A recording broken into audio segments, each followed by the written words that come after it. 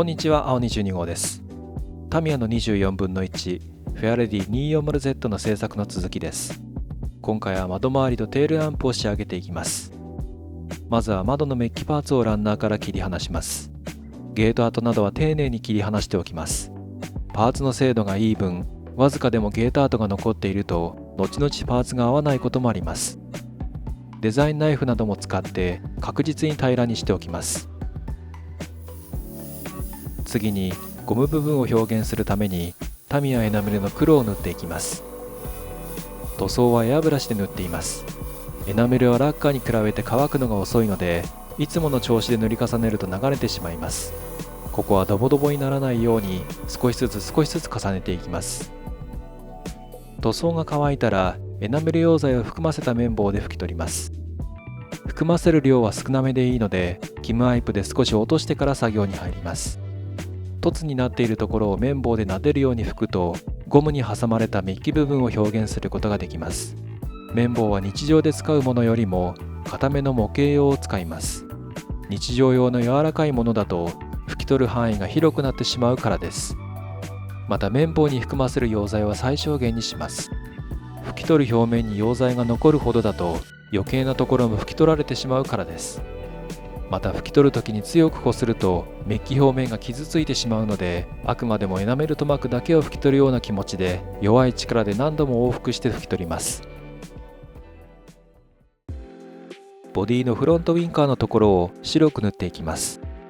ここはウィンカーのリフレクターとして塗る部分ですが、説明書ではシルバーなどではなく白で塗る指示になっているので、その通りに塗っていきます。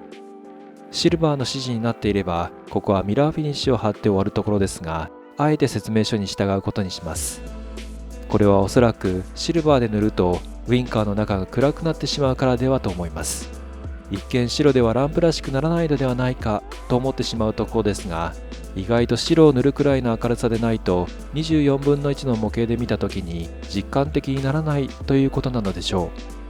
マスキングは白で塗るところの周りだけをマスキングテープでマスキングして、その周りは穴を開けたメモ用紙を貼ってボディ全体をマスキングする手間を省いています。1センチ角程度の穴をメモ用紙にカットして、そこへマスキングテープを貼った後、さらに一回り小さい穴をテープにカットしたものを塗装する部分に貼り付けます。塗装するときは細吹きにノズルを絞ってできるだけ至近距離で拭きます。片方が終わったらメモ用紙をもう片方でも再利用します。この程度でも十分マスキングして用を足すことができます。塗装が乾いたらマスクを剥がしていきます。マスク漏れもなくうまくいったようです。テールランプ周りを仕上げていきます。クリアレッドとクリアオレンジで塗り分ける必要がありますが、パーツ分割が工夫されているので塗り分けがしやすくなっています。まずはブレーキランプのパーツを透明で残すバックランプの部分だけマスキングした後、クリアレッドを塗ります。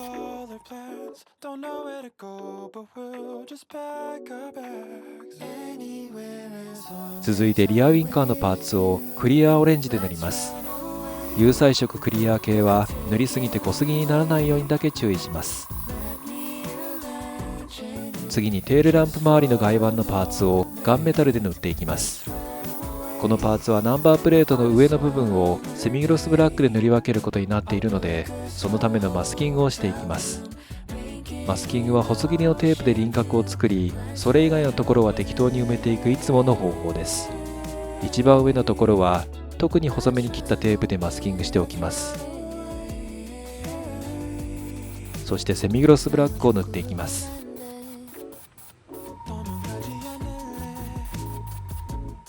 塗装が完全に乾いたらマスクを剥がしていきます。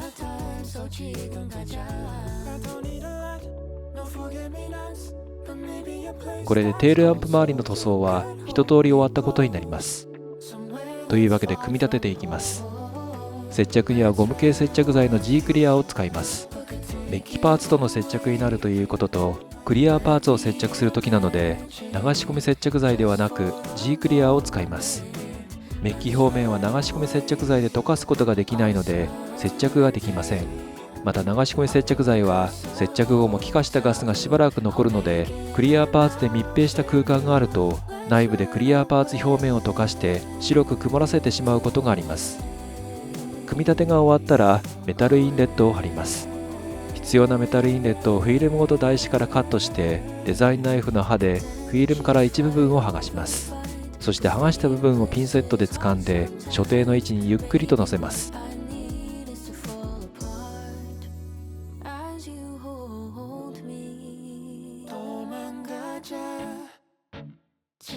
乗せた後は竹串の先で軽く押さえておきます。あまり強く押さえると傷がつくので注意します。窓周りを組み立てていきます。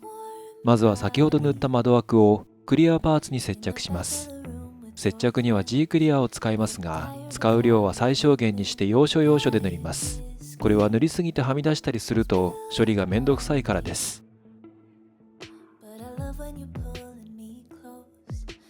ボディ側の準備をします。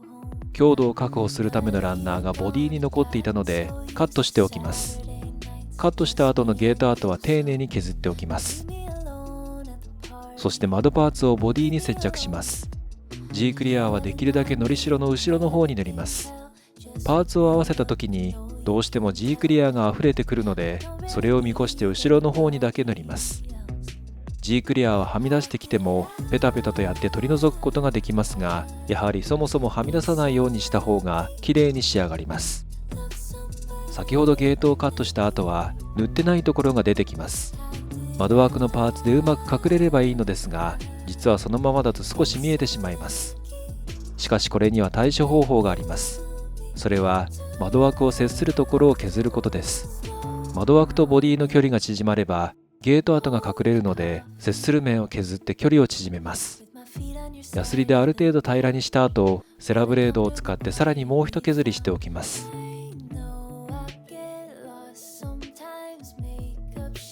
削り終わったらもう一度位置関係を確認してみます。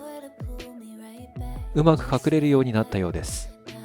こういった場合はゲート跡を塗装し直すよりもパーツの合いを微調整することで回避することができるというわけです。もちろんこれはタミヤがもともとそういう設計にしていたからでもあります。リアのパーツも接着していきます。やはり G クリアは塗る量を最小限にしておきます。正直なところ G クリアはこういった場面で大量に塗って接着しても接着強度はそれほど強力になるというわけでもないので、パーツが外れない程度に固定できる最小限の量でも結果はそれほど変わらないと言えます。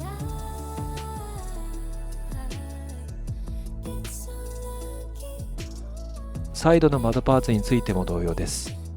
天井の2箇所で接着しています。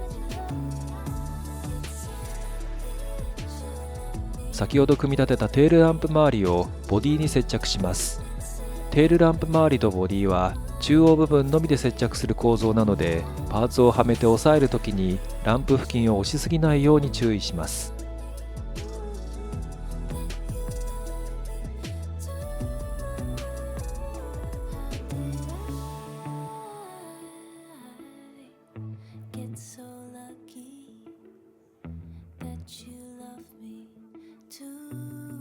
ご覧いただきありがとうございました。また次回お会いしましょう。青22号でした。